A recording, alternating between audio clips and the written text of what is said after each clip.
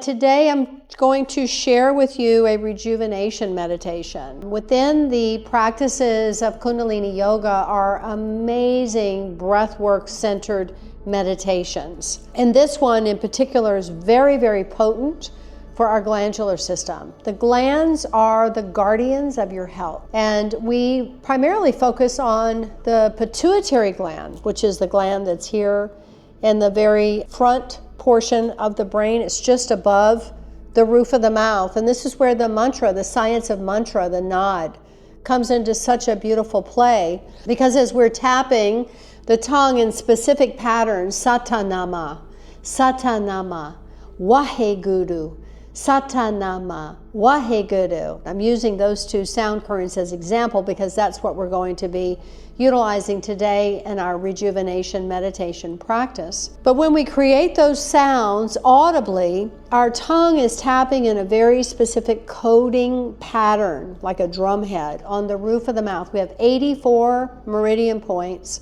on the roof of our mouths. And when our tongue, the tip of the tongue in particular, is connecting with those points in specific patterns, it highlights and lights up, literally lights up the pituitary gland. It stimulates it very specifically. And it in turn begins to communicate with your pineal gland, the inner sun gland, right in the very center of your brain. And when that sun lights up, you start to have an experience. And when that's happening, the body will follow the mind. Now the mind is going to follow the breath, and the mind also follows the sound current. The body and mind both follow the sound current. So this is a whole process of technology that very, very ancient, long time ago, these rishis, these seers, these avatars, these adepts would practice and create these intuitive movements in connection with nature, in connection with the cosmos, the patterns in the sky, what was happening with their villages and the people. And they would do these practices and their bodies would start to spontaneously move and sounds would begin to come out of their mouths and their breath would adjust accordingly and they would have an experience, which they then made note of. Because that was their whole life's destiny and their whole life's purpose was to the village weaver, the healers of the communities in which they were participating. And then after the longest time, so it was verbally delivered, but after the longest time it began to be written down. But this is an oral practice. It is a practice that is very, very, very ancient. And I'm super interested in the authenticity and how I can utilize this technology of Kundalini Yoga, which is a living lineage. It goes beyond Yogi Bhajan and all of that stuff. It is way, way, way beyond him in just one singular man. Instead, it's this incredible living lineage that it has existed for a very long time in the past. It's come forward into the people of now, and how it came forward is also very, very interesting. But it is an authentic practice of self-awareness, of self-transformation, of self-initiation. And then we are projecting that energy as we evolve and we shift our consciousness, and we're able to move more into the awareness of out of the 3D, into 5D, into 7D, into 9D, and we just keep going. And so when we evolve, all of the cells and everything begin to evolve as well, and this is what we project into the future. Just like the caterpillar when it goes into the cocoon, all the imaginal cells, the caterpillar's body literally starts to turn into a soup. And with this soup emerges this incredible butterfly out of the chrysalis. And that's essentially the way that I look at what's happening on the planet right now. We're somewhat in a soup stage. It's pretty intense, yeah? It's pretty intense. So how do we keep up? How do you want to keep up? Do you want to keep up with drama? Do you want to keep up with hustling and hassling? Do you want to have time be an enemy? Do you want to have this whole thing of drama in your head all the time and influence externally going on outside of you? I don't.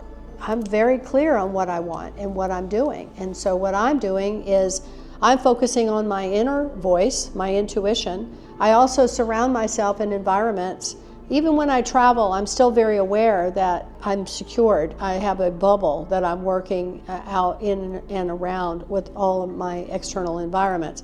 I watch very little television. What I read, I'm reading by choice to feed my mind, to feed my consciousness.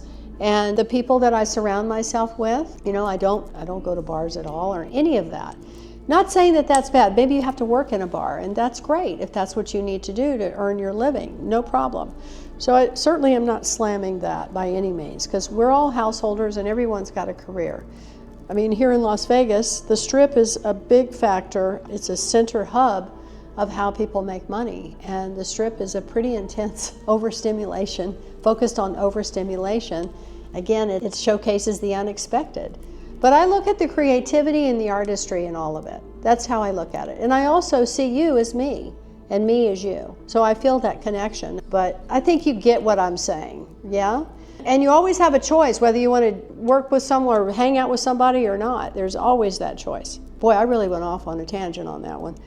All right, so let's get back though to this rejuvenation meditation, because this, again, it's known as a medical meditation, and its effects are very strong to help your system fight disease. But it doesn't replace allopathic forms of medicine. Let me be clear about that too. But it does open the healing and the preventative capacity of your body. Your body has an incredible intelligence and amazing self-healing properties. Case in point, I blew a blood vessel in my eye. So I got this cold when I traveled to Houston. One of my favorite things to do yearly is go to the Houston rodeo, amazing Houston livestock rodeo. It's incredible. But anyway, while I was there, I got exposed to a respiratory virus.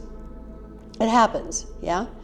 So I came home, I was fine, but that evening after I got home, I woke up in the middle of the night and I was hit with it pretty hard. So a lot of sinus, a lot of respiratory in my lungs, and it's taken quite a while to get rid of it.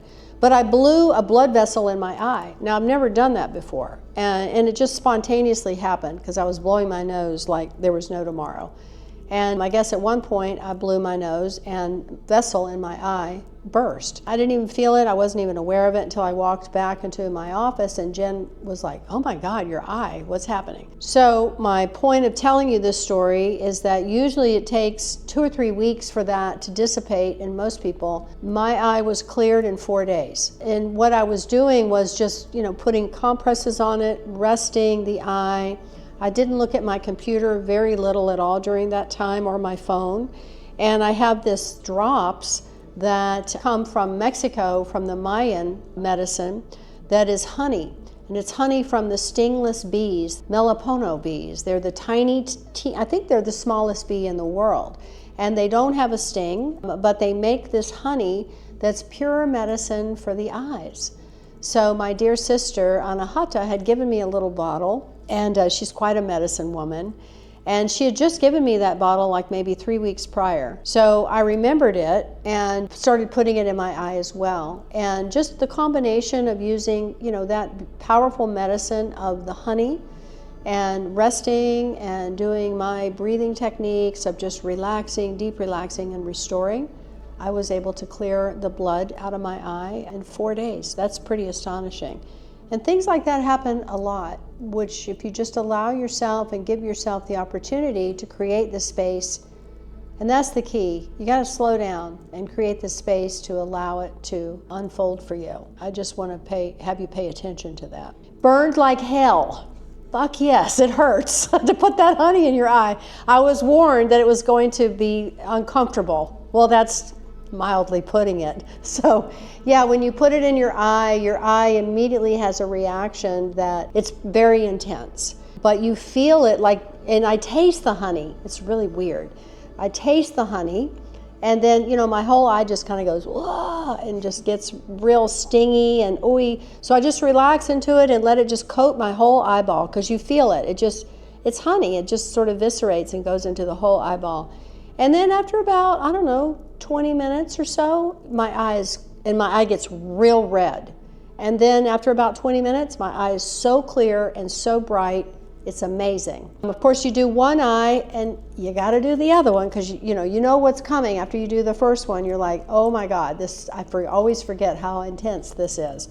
But I just breathe through it, whatever. I have a pretty high pain tolerance, pain threshold. Yeah, that's a good question because no, it's not comfortable, but what doesn't kill you only makes you stronger, right? So we have this healing and preventative capacity of the body. And so what this meditation is going to be doing is focusing its effect on the glandular system. So doing it towards the end of your day, especially if you're going to do it like right as you're getting ready for bed, that's a good time to do it because it does make you very spacey and dreamy. But when if you keep practicing this and you have this sense of, wow, I'm really gaining a mastery over this particular breath practice, then you will know why the yogis and the sages always call breath the energy of life. So let's tune in and then I'll teach you this rejuvenation meditation. We're going to do it for about 5 minutes. Om Namo Gurudev Namo. Om Namo Gurudev Namo. Om Namo Gurudev Namo. Adigade Name, Jugadagade Name, Satagade Name, Siddhigurudeve Name. Adigade Name, Jugadagade Name. Satagade Name, Siddhigurudeve Name, Adigade Name, Jugadagade Name, Satagade Name, Siddhigurudeve Name. Inhale, holding the breath, and just let this resonance literally vibrate within you and start to expand outward. Feel your Kundalini energy rising. You've self-initiated it to release and rise up. Exhaling. Grateful for the breath, your body, your mind, and this beautiful opportunity that we give ourselves when we just sit and we just begin our practice, honoring the sages, the rishis, the avatars, the angels, the guides, our spirit team, always present and always with us. Satnam. Okay. So the way we're going to be doing this is we'll create what's known as the lotus mudra with our hands. Lotus mudra is this. You're going to connect the heels of the hands and then connect the sides of the little fingers. All the other fingers, including the thumbs, are spread apart. Can you see that? Good. We'll hold this at level of the heart. So the level of the heart is here. This is the 4th center of the chakra system. The 5th center is here. So this is the throat chakra, this is the heart chakra. So we hold this mudra so that we're looking at the tip of the nose with the eyes. So we barely open the eyes and we slide them down. Their spine is lengthened, shoulders relaxed. And as you look down the tip of the nose, let the eyes barely open, and you'll see your hands. It'll be very hazy and blurry, but you will see your hands if your eyes are in the correct position. And then lock your eyes there. What this does is it locks your optical nerve, and so your mind tends to be focused. Because if your eyes are looking all over the place, that's where your mind is going. So if you can lock your eyes here, down. We want to go down, right? So it's grounding us. And we have our hands like this. So set yourself there. The chest is lifted and you're looking down. So the breath pattern is very specific. We're going to be breathing in through the lips, puckered, like we're drinking in through a straw, kissing the breath. We're going to inhale deeply through the puckered lips. And then we're going to hold the breath for 1 cycle of mentally vibrating sa, ta, na, ma. And I'm doing it like a wheel, because it is a wheel, the wheel of infinity. It's the wheel of time, which is, it's infinite. So we're doing this, hold, sa, ta, na, ma. Now we're going to exhale out through the nose in 4 succinct, distinct strokes, while we're continuing to mentally vibrate sa, ta, na, ma. And then we hold the breath out at the bottom of that exhale. We hold the breath out and we mentally vibrate wahe, Guru. So Sa, Ta, Na, Ma. These are the 5 seed sounds, the Bij mantras of the creative force of the universe. This is the sounds that are making the universe, that are creating the universe. S, T, N, A. Sa, Ta, Na, Ma. Our perspective, we translate this as birth, life, death, and rebirth. So it's the cycle of infinity. Sa, Ta, Na, Ma. So as we inhale through the puckered lips, we're going to hold the breath while we mentally vibrate that mantra. Sa, Ta, Na, Ma. And then we'll breathe out in 4 strokes through the nose. Holding the breath out and vibrate Wahe Guru. Wahe Guru. W-A-H-E-G-U-R-U. Wahe Guru is an amplification sound. It amplifies your infinite nature and your awareness of your infinite nature 1,000 times each time that you vibrate Wahe Guru. There's no real exact transliteration of it. It's basically wow, the ecstasy of connecting into bringing myself out of the darkness into the light. Yeah? So when we start this practice, we're just going to be silent and still, and we're listening to the breath, and we're also mentally vibrating and internally listening to those sounds of Sa, Ta, Na, Ma, and then Wahe Guru. All right? Let's try it. This is a 31-minute meditation practice, by the way, but we're going to do like 3 to 5 minutes. We'll see how we do.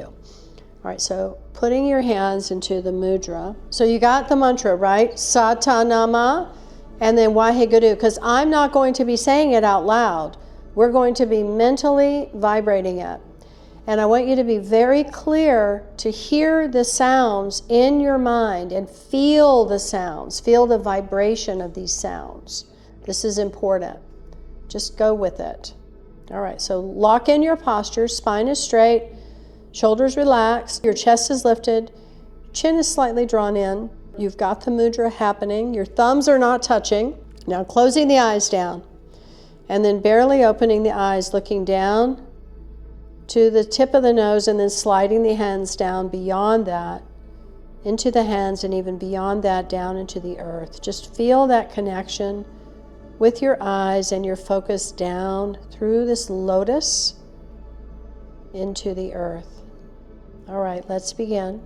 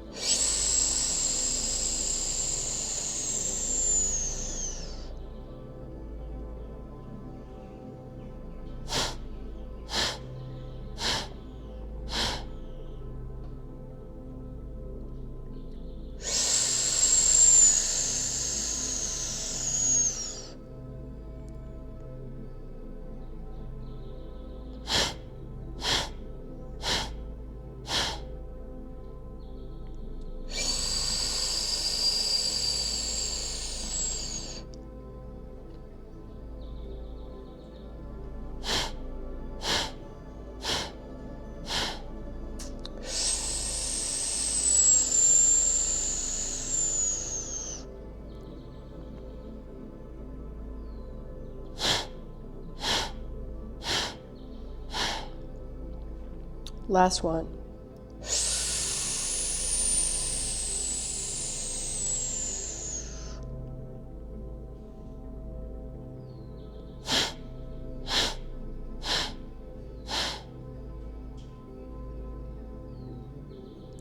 And relax. Just sit still for a moment.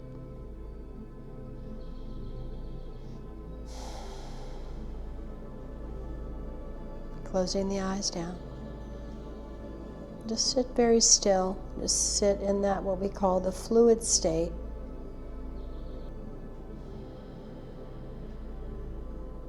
And we just allow everything to flow.